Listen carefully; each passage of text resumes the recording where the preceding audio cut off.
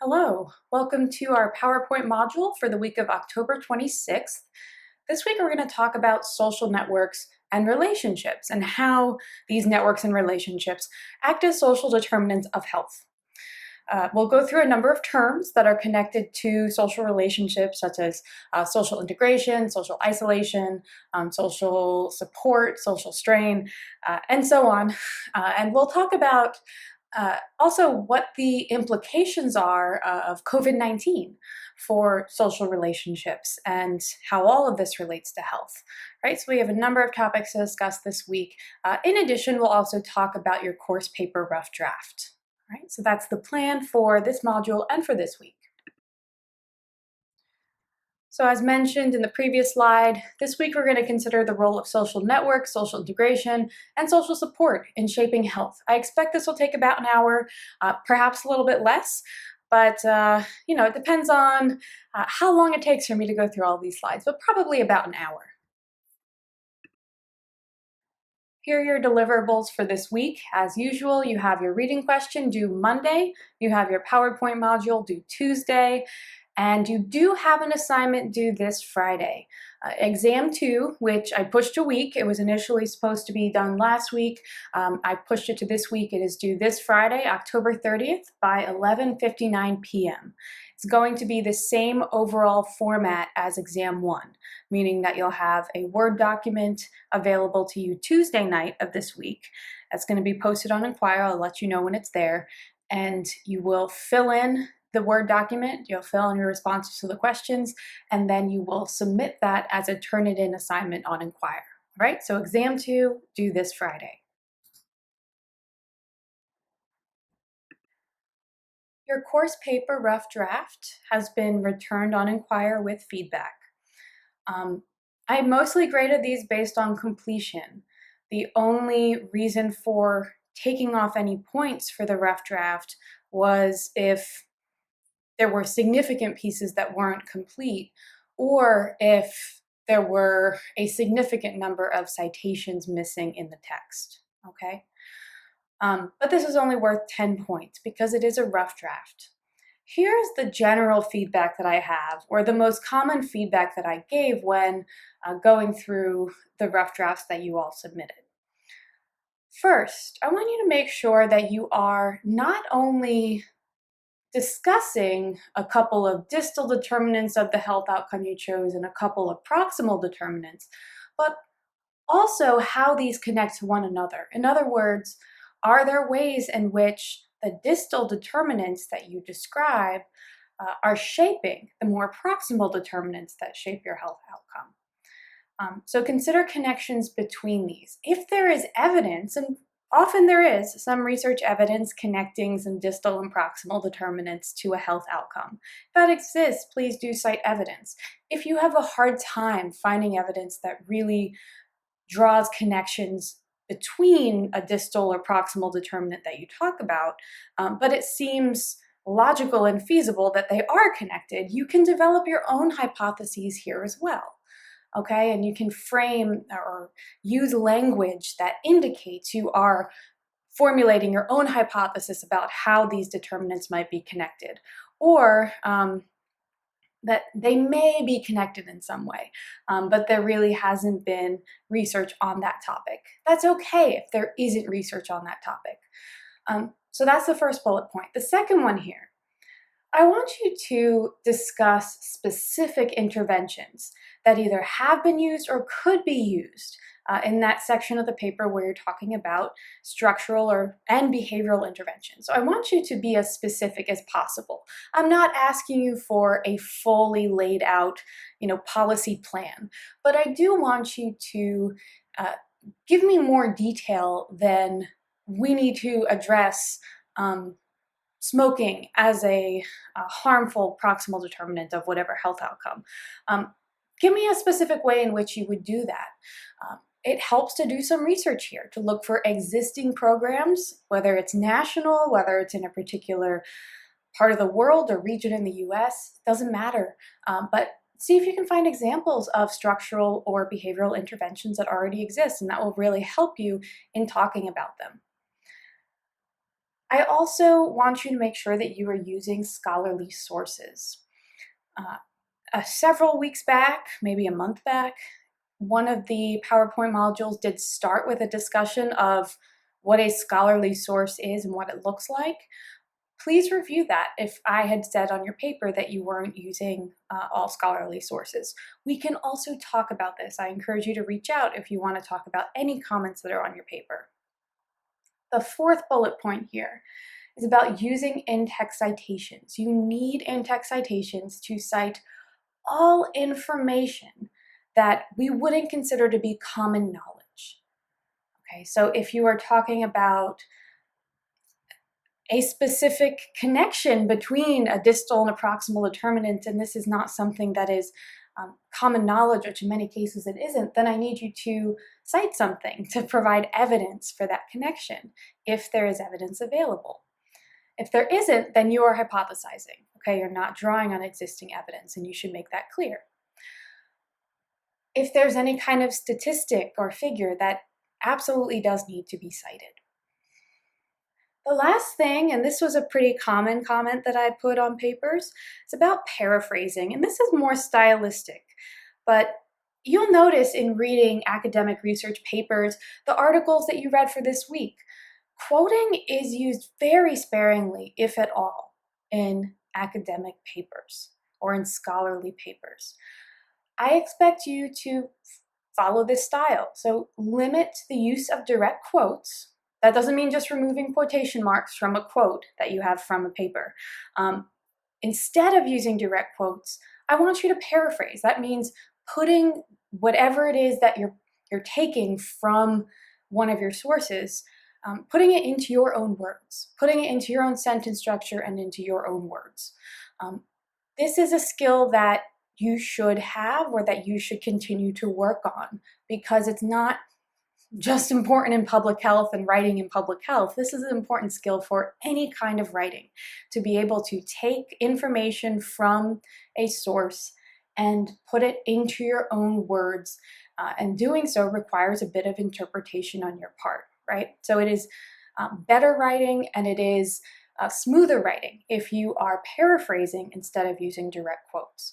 Now, using direct quotes, I guess, is a better alternative to plagiarizing. So if you don't, I don't want you to just remove quotes from what you already have. I want you to actually go and paraphrase what you have. If you want to discuss this, again, please do send me an email. We can set up a time during office hours or at another time to talk about your paper or any of these points.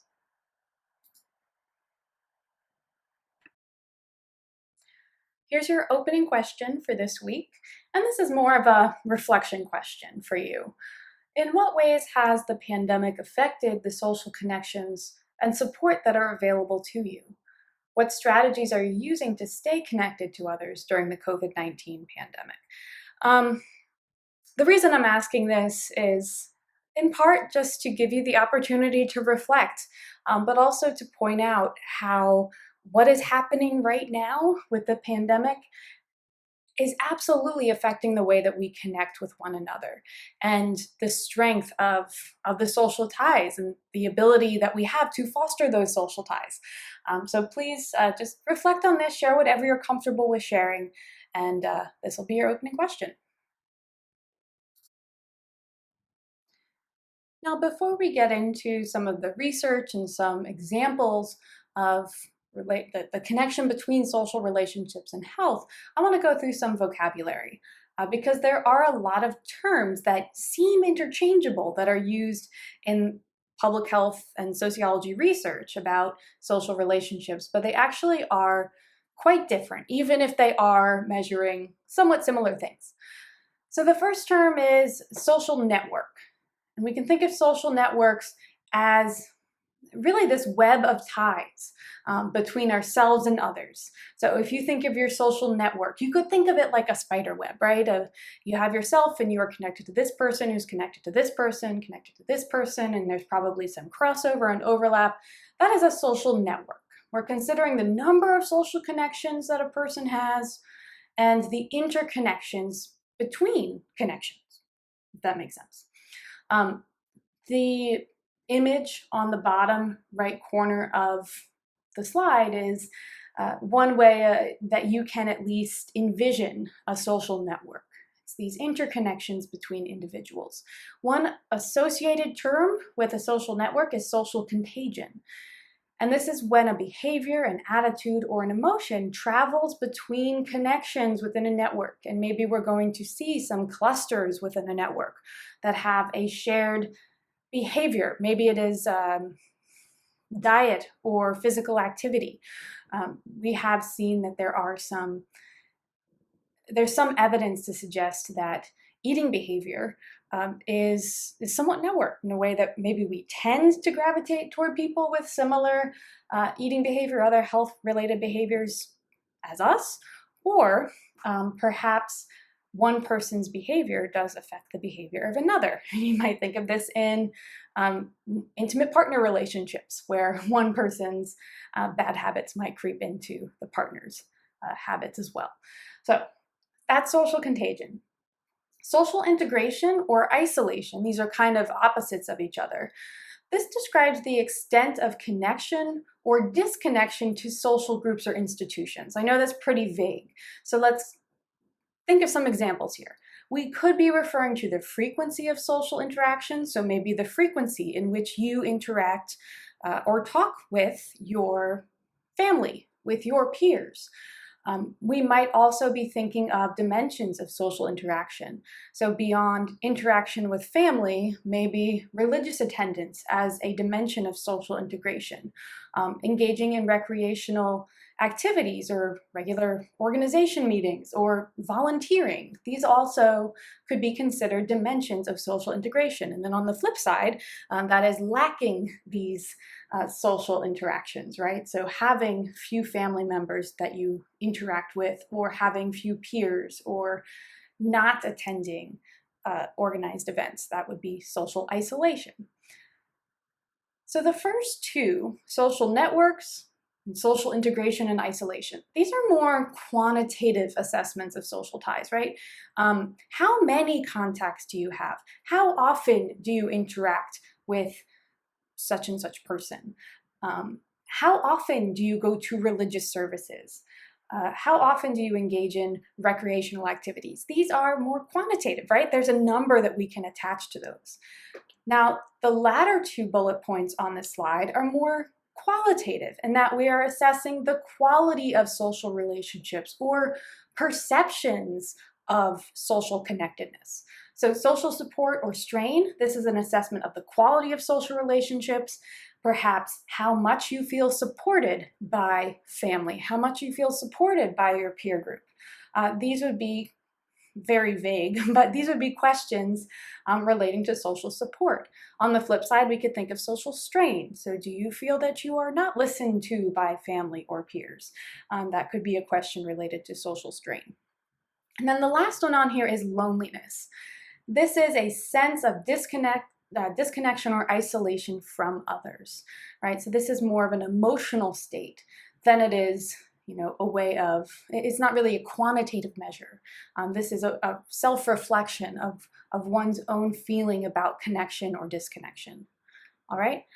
This is not a complete list of all the terms that exist in the social relationships literature, but I wanted to give you a sense of some of the more nuanced measures that exist and how they do really capture somewhat different things.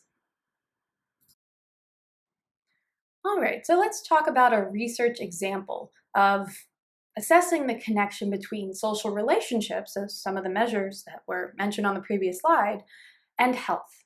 That is the question now. How do social relationships relate to health? One of the studies that you read for this week is called Social Disconnectedness, Perceived Isolation, and Health Among Older Adults. So we are looking at older adults here and looking at the relationship between these social connections and health. There are two measures that the authors use, Cornwell and Waite are the authors, that they use in order to assess social relationships. The first is, as it says in the title, social disconnectedness. And this is a quantitative assessment of social connections. We're including the size of a social network, the number of friends, which is self-reported, and also frequency of social participation, so attending meetings, socializing with friends, or volunteering. All right, so this is the more quantitative assessment. In addition, they have a measure of perceived isolation, and this is more qualitative. Here we're assessing the quality of relationships, including perceived loneliness and perceived social support, right? So these do capture different elements of social relationships and measure them in somewhat different ways, but do broadly capture elements of social connection and social relationships. All right, so next couple slides, we're going to see what they found. Here's the first figure in the Cornwell and Waite article, and this is showing us the relationship between social isolation and the probability of reporting very good or excellent physical health, right? So these are the more positive health outcomes, very good or excellent physical health. And what we see generally, before we even break it down any further, as social isolation increases across the x-axis, the predicted probability of reporting very good or excellent health decreases. And then if we break this down further, we see that it's true for both perceived isolation, so that's one's perceptions of their social relationships or lack thereof, or lack of social support, right? We see that for social isolation or perceived isolation, and we also see it for social disconnectedness, and that's that more quantitative measure of the number of friends, number of contacts, frequency of engaging in social activities. And these are very similar in their trends, right? So we see as social isolation increases, whether it's something that is measured quantitatively or more reflectively or qualitatively, as isolation increases, physical health declines. That's the takeaway from this figure. Here's the second figure from the Cornwell and Waite article. And here they're doing essentially the same thing, but instead of looking at physical health, they're looking at mental health. So the relationship between social isolation and the probability of reporting very good or excellent mental health. We see the same overall trend, right? Increasing social isolation is associated with declining mental health. However, we see more of a difference here if we look at perceived isolation compared to social disconnectedness. There is a negative association for both of them, but the slope is a lot steeper for perceived isolation. So it appears that the relationship between perceived isolation and mental health is stronger than the relationship between social disconnectedness and mental health. And we could hypothesize why we might see this. Perhaps one's own perceptions of their social support networks. Maybe this is especially salient for mental health. It's how somebody interprets the networks that they do have. It's how someone interprets the support that exists for them. Or maybe we could think of this as a situation of reverse causality, right? Somebody who has poorer mental health may be more likely to perceive less social support or perceive fewer social connections, right? And in that way, the causal relationship here is a little bit hard to establish, right? Correlation does not necessarily mean causation. And this is a big issue within the social relationships and health literature. Does a lack of social relationships or social support, does that lead to poorer health, or does poorer health then lead to a lack of quality social relationships and support? That's a really big fundamental question. So let's move on to another example now. And this example was actually discussed in the Galea book, the chapter on something about social connections. Galea talks a bit about the connection between social isolation and addiction. As you are aware of, and as we have mentioned in class a number of times, We are in the midst of an opioid crisis, right? And we can broaden that to talk about an addiction crisis. There is some evidence to suggest that the addiction crisis is in part being driven by social isolation and increasing levels of social isolation. Now, one important thing to consider or think about before we get into some of the evidence examples that we're going to talk about is the intricacies and the complexity of the relationship between social isolation and addiction. It is actually bidirectional because we can think of social isolation as predicting the development of substance use disorder or addiction more broadly. And at the same time, addiction also, in and of itself, is an isolating illness, right? Addiction contributes to social isolation so that the affected person can continue to engage in addictive behaviors. So this is a cycle, and this is bidirectional, which makes it actually all the more difficult to be able to treat and manage. Let's apply this idea of the connections between social isolation and addiction to what's happening right now with the coronavirus pandemic. Um, as you know, this is a very isolating and isolated time. And thinking about those with substance use disorder or those at risk of substance use disorder is very important at this time. This is a map of Virginia, right? And here we are looking at the rate of substance related overdose, whether it's opioids or some substance that's not specified. And we're comparing the first quarter of 2019, which is January through March of 2019, to the first quarter of 2020. So January to March of 2020. What is the change from 2019 to 2020 in the overdose rate? And what you see here is that in all regions of Virginia, there has been a steep increase in substance-related overdose in 2020 compared to 2019. 16% increase in Southwest Virginia, and that is actually second highest to Northern Virginia with an increase of 33%. So big increases. This also appears to occur for both men and women and across most age groups. The exception is ages 45 to 54, but in all other age groups we have seen this increase. And that then leads us to wonder, does this have something to do with the social isolation and more general social unrest that is taking place this year due to the coronavirus? Here's another figure from the same report coming from the Virginia Department of Health. And this is showing us the year-to-date rate of emergency department visits for either opioid or unspecified substance overdose by year and health region. So here we're looking at something somewhat similar to what we were in the previous slide, except obviously here we have a graph and not a map, and we are also breaking this down by year and by region. And each year we're looking at the same time of year. So it's each year from January to March. And you can see that there are, for every region, it appears that there are some peaks pretty early on in 2016 and 2017. And then for most regions, there was a decline in 2018 and 2019. We started to see a reduction in the overdose rate and in emergency departments due to overdose. And that is encouraging.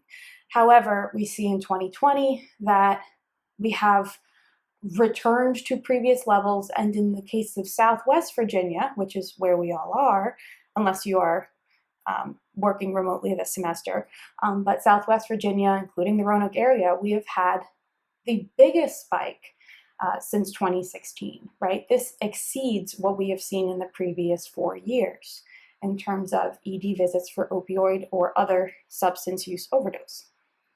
This is alarming, right? Because there have been a lot of efforts over the past few years to get this opioid and addiction crisis under control. And now we're seeing, largely as a result of the coronavirus pandemic, this resurgence in overdose and addiction. And this is very troubling. So now onto your video question, and this is relating to the previous few slides that we're looking at social isolation and addiction, specifically in relation to COVID-19. So you got a video that's just a few minutes long from the Washington Post called Coronavirus and Addiction Recovery, Fighting Isolation to Stay Sober. The link is on Inquire. So you can watch that video, and then once you watch, answer the following video question. How has the COVID-19 pandemic affected those in recovery from substance use disorder? All right, so at this point you can pause, go watch that video, answer that question, and then come back when you're done. So the last thing that I want to briefly mention before you do your closing question and then we're done is the idea of a network analysis. And in the Fowler and Christakis article that you read on social networks and happiness, they did what's called a network analysis. This is an important component of public health and social science research more broadly. A network analysis is typically a set of analytic methods, and these methods seek to represent connections and the patterns within those connections among individuals. For example, maybe we're seeking to identify shared characteristics within social groups. So shared characteristics could be a shared set of beliefs, a shared set of behaviors, and maybe we see clustering in a larger social network where we have certain clusters of people who interact a lot with each other and also tend to share the same kinds of beliefs or behaviors. Maybe we're looking to see whether these characteristics actually spread across a social network. And that was really what Fowler and Christakis were trying to get across in their paper, the spread of happiness. Is happiness contagious? That was really the point of their analysis. The diagram that you see on the right side is an example of a type of network analysis, and we see different dots here that all represent different people. And the colors represent characteristics that align with those people. Maybe we want to see if there are clusters where a lot of people are the same color and clusters where a lot of people are different colors. And this is actually pulled right from the Fowler and Christakis article, and so they're looking at happiness, right? And that's what these different dots represent.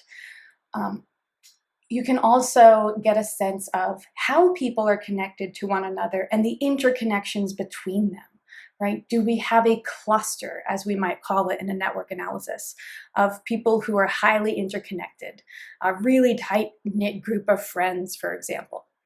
So there are some key terms here that will help you to better understand network analysis. I'm not going to go through all of these. They are defined and described within the Fowler and Christakis paper. So please do take a look at that.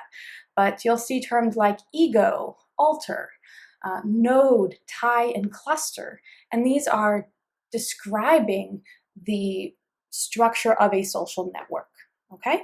I'm going to leave it at that. And your closing question is going to ask you to really discuss the Fowler and Christakis paper. Here's your closing question for this week. And it is just asking you to summarize the Fowler and Christakis paper in two specific parts. Summarize the research questions that they pose. So what is the purpose of their study? And then summarize what they found. And this does not need to be a complete overview of every single finding that they have, but what were the big takeaways for you for this study? You can also, if you want to put down any questions you have or anything that was unclear in the paper. I know that it is a rather complicated paper in the methodology, but I think that the idea behind it is actually quite simple. All right, so just briefly describe the research questions and the findings. And if you do want to put any questions down as well for your closing question, you can do that as well, okay? So you can pause, do that, and then come back for the final slide. As usual, this week we're going to have our in-class group in the classroom on Wednesday. We're going to have our Zoom group on Friday. And we're going to talk about current research, examining the linkages between social relationships and health, and then we're also going to consider some contemporary examples. So please do come prepared to discuss. Also remember that your exam 2 is due this Friday, and I will be sending out a notification that it's been posted on Inquire on Tuesday. All right, so I will see you in class.